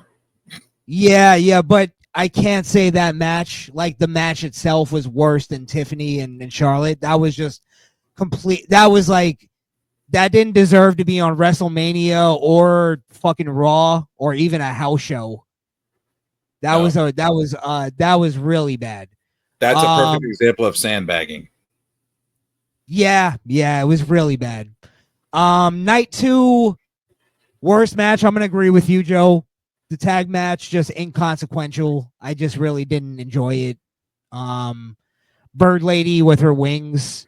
I'm not into her. Becky coming back, I wasn't even into that. I actually called it right before when I saw that she was having when Bayley got attacked. I was like, oh, Becky's coming back. Yeah. Completely predictable. I knew they were gonna win. I wasn't into it at all. That was actually the match I started falling asleep. Best match, I agree with you. Fatal 4-way. I was most into that. The honorable mention for the entire WrestleMania I'll give is the street fight. I was really I don't know if people agree with me, but I was really into that match. I thought it was pretty good. I didn't give a fuck about it before it started. So the fact that I was into it by the end of it, and I was actually like, okay, I'm glad Drew won. Like, I'll give it that. So honorable mention, but yeah, that's pretty much that. Night 1, I'll give a solid B plus. What was your favorite of night 1? Your favorite match? That was the I didn't say that. The triple threat. Because I just loved the storyline. I loved everything about that. I thought it was perfectly executed. I thought the storyline. I predicted that as well, but sometimes predictable is good. So Heyman played it off very well. Everybody played it off well. Seth played it off well. I'm just a little iffy about the future of that storyline. But yeah. So I'll give night 1 a solid B plus, maybe a B minus. Just let's say B. Night 2, I gotta give it a D. I don't even know if I want to differentiate plus or minus. It just was. It was in the dumps for me. I just say I didn't like it. I didn't like 80% of it. Yeah. Well, what night 1, I'm gonna have to say the triple threat match between CM Punk, Seth Rollins, and Roman Reigns. That was topped it off. Right. And then, the worst I gotta say between the men's tag team, New Day tag team, and Jade Cargill. Okay. I'll be honest, I didn't fully see those matches. I was working and I got there late. But explain why didn't. Well, with the Jade Cargill thing, they could have kept the series going because eventually Bianca Belair gonna come out as the leader. And they messed that up because Naomi should have won. Yeah, they could have worked that storyline a lot better, like D-Walk said. I mean, that storyline with Bianca and Jade and Naomi. What they could have done was they could have had Bianca come out and help Naomi win. where Jade thinks that Bianca's out there to help her, and it turns out that Bianca hits Jade in the back, and they beat Jade down, leave Jade laying. You know what I mean? And they can continue the storyline on. And then Jade could have been a reason why Bianca gets distracted in the title match, and then they could have continued the storyline on that way, and it would have built up over the months until SummerSlam. Or it would have been better if Belair just won the title, and then now Jade has a thing to go for. Like, not only it's personal, but it's also business. Yes. But we don't want Jade as champion. Yeah. No, not yet. But I get night one. Continue your point, D-Walk, though, please. Yeah, but I get night one and B+. That was it. Night two, my favorite match was the Fatal 4-Way for the Intercontinental title. Dirty Dom winning. Yep. My least favorite, I got two. The Street Fight and Randy Orton. Your least favorite. Okay. My least favorite was the Street Fight and Randy Orton. Because Randy Orton, that shouldn't have been a squash match. That should have been a match that gave Randy Orton a run for his money. That was a quick squash match. It was like I'm going to make me a sandwich match. It was an advertisement match. Yeah. So yeah, it was, and then the Damian Priest match. Damn it, goddamn Drew McIntyre didn't need to win. It was more Damian Priest. Damian Priest should have won. So Fair enough. But I thought the match was good itself. I was entertained throughout the whole match. So that's why I picked it as one of my best. But I can get where you're coming from, because sometimes the ending of a match could ruin it for you. Yeah. So just like the John Cena thing. Yeah. So I can't argue with you on that. So I get at a D. Night two with D. Yeah. So we all pretty much had similar stuff. Yeah. High grades for night one and shit grades for night two, and our matches almost lined up too. Yeah. Yeah, pretty much. Can I ask one more question? Sure, anytime. How do you guys feel about this, like, night one, night two thing? Because I'm still up in the air about it. I still like WrestleMania to be one night. Yeah, one night. Everything happens in one night. You make or break. One night, 17 matches, 16, 17 matches like they used to do. I have bad news for all of y'all. Go ahead, Joe. You know how you don't like the 2-night events? Don't say it, Joe. All the major WWE pay-per-views like Royal Rumble, Survivor Series, so SummerSlam, WrestleMania, all the main ones are going to a 2-night event. What? No. Yeah. They've even thought about turning WrestleMania into 3 nights. Oh. Oh, my stomach just started hurting. I'm pretty gonna punch my neighbor dog. I'm gonna go punch my neighbor dog for real now. I'm about to fly to fucking Michigan and punch D-Walk's neighbor's dog. I see, and this is not even a lie. This is actually came down from Nick Khan and Endeavor and all that. Like, this has come down from the top. They want to expand the pay-per-views out to sell more tickets, to make more money, and to drive more revenue, and to get more people time on the card. Oh, I'm tired just hearing that idea. They finna make a lot of pissed off people with bad matches get angry. Get ready for 36 hours of WrestleMania. Just hearing you explain that idea exhausted me. They finna cause somebody to have a heart attack or stroke of being mad. Get ready for 70. Get ready for the 72 hours of WrestleMania. Do you remember? I don't know. Are you guys gamers? Yeah. Yes. There was remember Batman, the Batman games? Yes. Love them all. And I think what was the last one where they had the Batman? Arkham Knight. Arkham Knight. Mm-hmm. Remember, we begged for them. Mm-hmm. Give us the Batmobile, please. Right? For every game. And then Arkham Knight came out and they're like, we're finally giving you guys what you want. You got Batmobile. But when you played the game, it was like too much Batmobile. You know what I mean? It was like, you want Batmobile? We're giving you Batmobile, motherfuckers. That's how I'm starting to. I'm starting to feel that about wrestling. Like maybe if I was a kid, I'd be fucking down for this. But now I'm like too much wrestling. Yeah, It's just too much that's wrestling. too much. You're looking at 72 hours for a WrestleMania weekend. No, and that's not even including the fucking the stand and deliver, because you're gonna have the NXT pay-per-view too. No. And all So the pre-shows gonna be 2 nights. No, they're only doing it. They're only doing it for the major WWE pay-per-views. But that's still bad. So they're doing it for all the major ones, like Survivor Series, SummerSlam, Royal Rumble, and WrestleMania. They've talked about making it 3, possibly 4 nights. They've talked about turning the whole thing into like a 3 to 4 night. Like, Joe, I love wrestling. I've been watching wrestling since I was 4 years old. 32 years. I've invested into this business, into the love of this. The thing I've loved more about wrestling than anything else is Raw going to Netflix and being 2 hours. Sometimes it's 2.5, sometimes it's 3, sometimes it's 3.5. Sometimes and SmackDown's now 3 hours. I watch SmackDown and I'm like, oh, I forget it's 3 hours. It's like, I love wrestling, bro, but this is just too much. So I can't do it.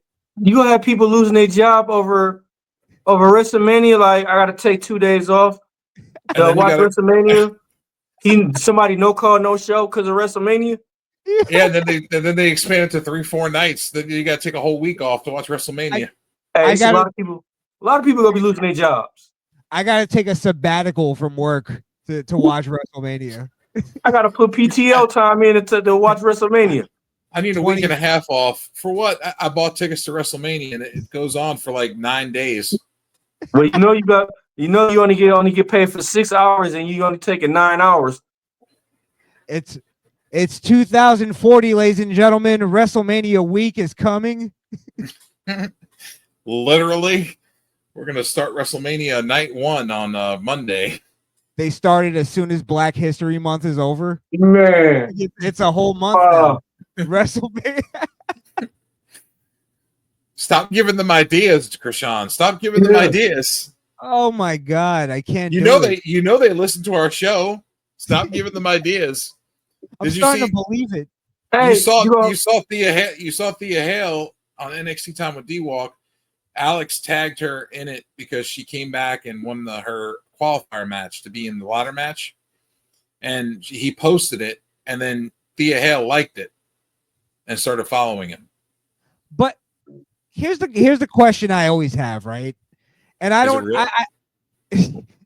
Is it real? Is any of it real? Yeah, actually, that is the question. Because I argue with people and I go, am I in the minority of because you guys we all kind of agree on what we're saying here. Mm-hmm. Are we in the minority? Because when you look at the numbers, wrestling is doing as good as it's ever been doing. Mm-hmm. It's selling more tickets. But is that just them fucking the numbers and we're really or are we just antiquated? And we're just in the minority now. Yeet is the new future, the future wave. Not only that. Look at the price of the tickets in the past couple of years. Yeah. WrestleMania 38 to now. A 5-year gap. Okay. The ticket prices for front row went up from $1,000 to upwards of $20,000 to $75,000. You gotta put put a mortgage on your house. It reminds me. That's how much the ticket price went up. I heard an interview just recently of Quentin Tarantino talking about movies, right? Mm-hmm. And how movies originally, the way that it was promoted to the people was that the common man can afford to go to the movies. Mm-hmm. He can afford to take his family to the movies. That's why movies became so everybody does it. Rich, poor, they all go to the movies. Now they've overpriced it so much that not everybody can afford to go to the movies. It's $20-some a person. Yeah. Wrestling is very similar. Wrestling is very similar. Wrestling used to be a common man kind of thing that people would take their whole family to go see and be affordable. Now you're going to a wrestling event, and to get like decent tickets and pay for food and pay for maybe a piece of merch, you're spending over $500-$600, maybe $800 more. You used to go to Hooters and watch wrestling pay-per-view. Dude, the front row, if you want to sit like in the first 30 rows, you're looking at like let's just say it's you and your kid, two people. That's like $1,000 to $2,000. Yeah. And then you got to look at the food cost, parking, driving there, gas, and then you also have to look at the time involved and possibly having to miss a day of work. And then you look at merch. Merch isn't cheap no more either. T-shirts are like $50 to $75 a piece. Yeah, bro, it's ridiculous. It's like it's not conducive to like a working man's paycheck to take his family to go see wrestling. And even like for like nosebleed seats, like that shit is insane now. You're paying like a couple $100 for nosebleeds. Especially if it's WrestleMania, bro, you're paying like $500, $600 for nosebleeds. I took my buddy to a basketball game right before I got injured. December 28th, we went to the Washington Wizards New York Knicks game in Washington, in DC, right? Yep. The two tickets were it was like $175 for two tickets. And that was way to fuck up in the nosebleeds. Right. So can you imagine? And that's a basic regular game. Right? And then we spent like $40 on food and drinks a piece. So that's $80. That's like you guys lowballed it too. Because that's like And then the parking was like $20 or $25. I took my girl to a Raw not too long ago. For the tickets alone, we got really good tickets. Actually, we got like the floor seats. Yeah. The deck, the first row of the deck above the floor seats. Damn. $700 on the tickets alone. Damn. I parked at the mall across the street to save on parking. Parking was like $50, just like for shitty parking. Food was like $50 a piece. I didn't buy merch. I think I bought like a John Cena hat or some shit like that, like something really like just for like shits and gigs. That was like $40. Then you add in gas and all that shit. Like, bro, you're like regular people, and I'm like lucky enough to like have a good job and be have decent pay. Where I can afford something like that, and I'm not paying like crazy rent or anything. But I think like if I had a family and I'm taking them, my dad used to take us to wrestling, and he would pay like I remember he'd pay like $100 for all of us. Yeah, for shitty seats. But I used to buy tickets when I was a teenager, and they were only $35 to $45 to fit front row. Yeah, bro, it's crazy. You know what I'm saying? Like I used to be able, and I was a teenager, and I was able to get scramble money up to buy my own tickets and have money for merch and food and everything else. And I used to take myself there on the bus and train. That was like 85 years ago, wasn't it, Joe? That was like 85 years ago for you, wasn't it? That was like Bruno Sammartino versus Gorgeous George and shit. No, that was actually the first time Stone Cold stunned McMahon. This is how I know I'm getting old. Legit. I was watching WrestleMania the whole time, and the people that were sitting on stage the whole time, I couldn't stop thinking about how much they paid for those tickets. That's how I know I'm getting old. Yeah. I watch a guy. This is how you know you're getting old when you watch the guy in the front row. Not only do you wonder how much he's spending his tickets, but you watch him drink 2 or 3 beers, and you're like, how the fuck are you affording that after buying your seats? Or you see a guy like you could tell when somebody's like buzzed. You could tell when they're a little drunk. You see them on camera for a second, and you could tell their eyes are like glassed, and you're like, how did you afford to do that? At $25 a beer, how are you affording that? Hey, you must be rich. Hey, us, if we get one beer, we gonna have it through the whole thing, sipping on it. Just Fuck that. I'm buying a Coke. That's I'm half the price. Sneaking something in. Man, what for real? I'm gonna have to bring in a fucking leg bag, Hey, hook it to a hose, and make it look like I got a fucking pee bag on, so I could fucking pull a hose Exactly. out, fill it hey, up. they check you. Do they check you when you walk in? Yeah. They go. You know You what? got to go through metal detectors and shit too. Not only do you go through metal detectors, you also kind of get frisked if you even ping a little bit. Oh damn. Also, they check your signs. Yeah. Oh, But I almost honestly, got tickets. only- AEW that was in Baltimore. I was going to go. It was April 7th. Yeah. Front row tickets, right? I could have got 2 front row tickets for me and my daughter for under $200. You know, that's not surprising because they're having a Good hard time shows. filling the front row. But their shows have been great. Have been a lot better lately. Really good, actually. I've been watching. Oh yeah, they're getting a lot. Their shows have been getting a lot better. They're more story orientated a little bit. The Death Rider thing is starting to go away. They just lost the trios titles to the Ops, which was Samoa Joe, Shibata. It was going to be Hook, but Hook got injured the week before. He puked. So they replaced Hook with Powerhouse Hobbs. Mm-hmm. And Samoa Joe choked out Moxley to win the belts. Because Pac is hurt also. So Moxley had to sub in. AEW better do something since WWE bought AAA. Yeah, WWE bought Lucha Libre, AAA. Heard about that's that. the problem. That's a problem for AEW. You know, that doesn't surprise me though, because WWE's been really like heavy on their lucha roster.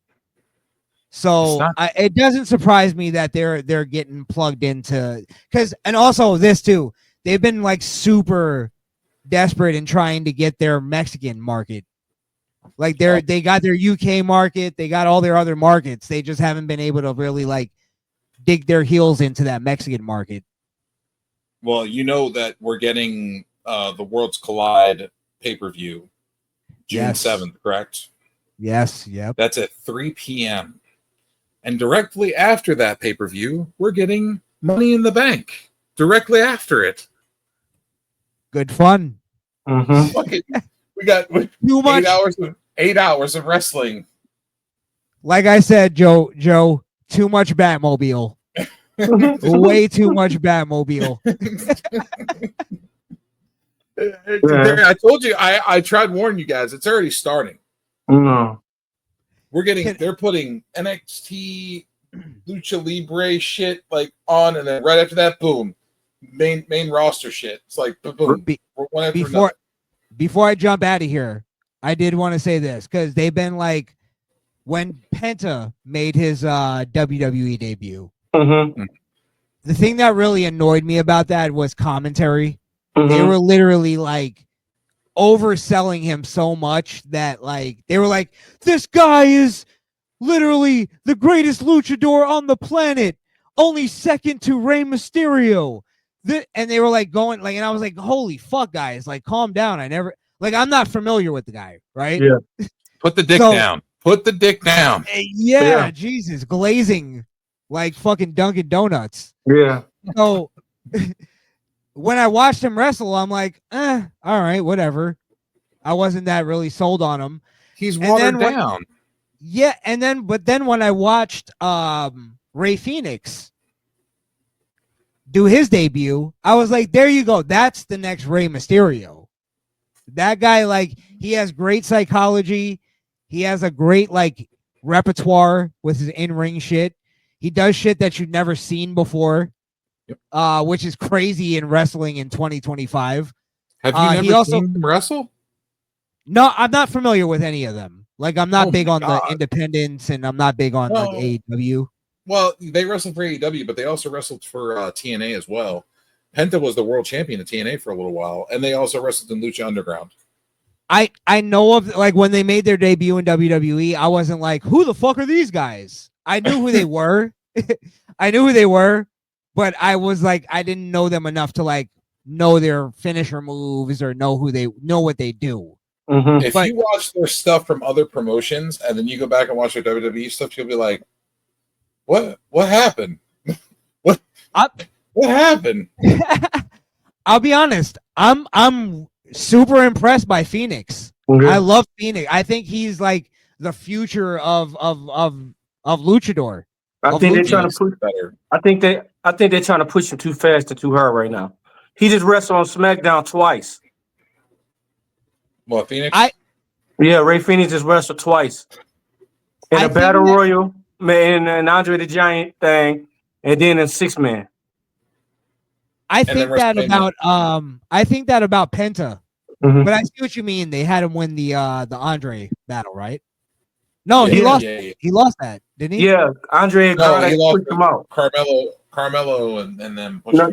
Carmelo, but Carmelo won. Yeah, but Chad Gable pushed him. Ray Phoenix out. Well, the story they were telling was that Ray Phoenix was gonna win it, but Chad Gable fucked it up for him. Yeah. Yeah. That's not Chad Gable. It's El Grande Americano. Man, we know who it is, man. You're right. I'm being racially. We don't know that. We have not seen him unmasked. We do not know that. That's that bullshit, Joe. That could be Ray Phoenix's That could be Ray Phoenix's cousin. Okay.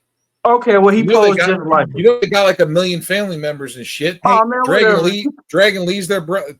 Penta, Ray Phoenix, Dragon Lee, all related. They're all family. They're all brothers. Right. They got Roosh and AEW is related to them. And it's like Trump said, they're not sending their best. Well, you might as well say Hulk Hogan. No. You might as well say Hulk Hogan was the Mr. America. He wasn't. Oh man, you know what, Joe? I'm done with you, man. I'm done. This is bullshit. He wasn't. That they never proved that. I don't think they did. No. We live in America. D-Walk. Innocent until proven guilty. O.J. Simpson proved that right. You're right. Hey, you got a point there now. You got a point there. O.J. proved it right. You know, if the glove doesn't fit, you can't acquit. Free Carmelo Anthony, right? Isn't he going in the Hall of Fame? Oh, one of the greatest scorers in Knicks history. To never win a ring ever anywhere. He got blackballed though, bro. They did him wrong. Carmelo Anthony got blackballed. They did him wrong, bro. They didn't do him wrong. He did himself wrong. He was a fucking ball hog. That was his problem. Who wasn't a ball hog? Yeah. Huh? Who wasn't a ball hog? Kobe was a ball hog, and look where Kobe at. Let's be real. Carmelo Anthony is the one that fucked up Linsanity. Yeah. and let's be also honest about it. If you're a ball hog and you're scoring, that's one thing. When you're a ball hog and you're missing all the shots, that's a problem. Hey, he won the only few that won a championship at high school, college. Hey, Knicks are in the playoffs right now. We just beat the Pistons. We beat Detroit the other night. Y'all gonna beat us one time, motherfucker. Y'all ain't gonna beat us no more. Game 1's coming up tomorrow, bitch. Game 2. Y'all ain't gonna win. Take you again. Man, we finna send y'all ass home packing. Fucking New Yorkers. Kneecaps. Fucking New Yorkers. We take guys. I gotta jump out of here. Hey man, thanks for coming on, bro.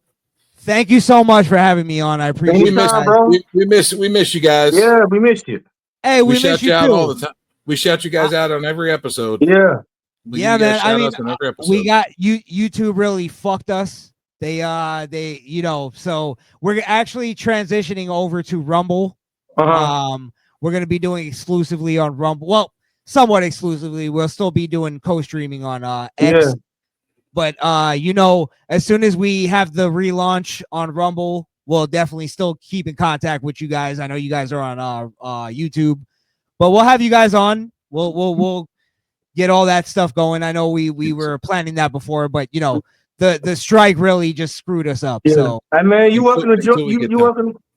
Hey, you welcome to hop on. Y'all welcome to hop on anytime. Saturdays and Wednesdays, y'all welcome. Come on through. Thank you, man. Thank you guys. And tell Alex Coquito he owes me some money. He owes me some tribute for not showing up. after I summoned him. And we gonna get a long list tomorrow morning. Tell us fucking almost 6 hours. You guys really? I'm He's like, taking how a the fuck am flight. I supposed to make clips off of this? Man.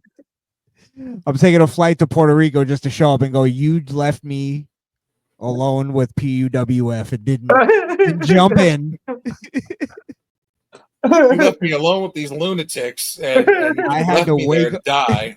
I had to wake up early the next morning. Yeah. D-Walk and Joe BNCO got me taking shots over here. I wasn't on camera, but I was drinking a little bit. That's what we do. You know, I don't know what it is. D-Walk always gets me in the mood to drink. Mm-hmm. See? What? Wow, Joe's about to say something smart. Go ahead, Joe. I know you're about to say Go ahead, something. Joe. I'm not saying nothing. I'm not saying nothing. I can't help Hey, it that you have that face to make people want to drink and get drunk. Oh man, here you go. Most women will agree. Oh. Wow. Wow.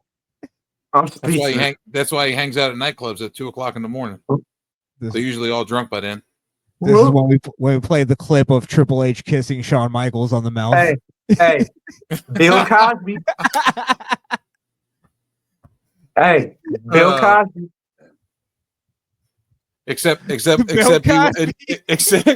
D-Walk's not slipping roofies. He's slipping Viagra in people's drinks. Hell yeah. I can see that. If I see an imprint in your pants, I'm walking away from you. Bro, that is genius. Yeah, I never thought of that. See? People look at me, oh, that's the right thing to do. A lot of them won't tell you what they is until you put the Viagra in their drink and they drink. Bloop. I'm gonna start slipping bitches some Blue Chew. Yeah, see? Fucking perfect. Get this shit going. Figure out what's real. I'm gonna have this going on worldwide. I'm gonna have this Blue Chew thing going worldwide in women drinks. We're gonna be the greatest promoters of Blue Chew after this. Hey, Blue Chew, you hear us, man? You need to pay us. Want to find out? Want to find out if the bitch has got a dick? Yeah, it's Blue Chew. Blue Chew. It works every time. 2 a.m. in the club. Look, check it out. Blue. And they dissolve quick. Just watch. Oh shit!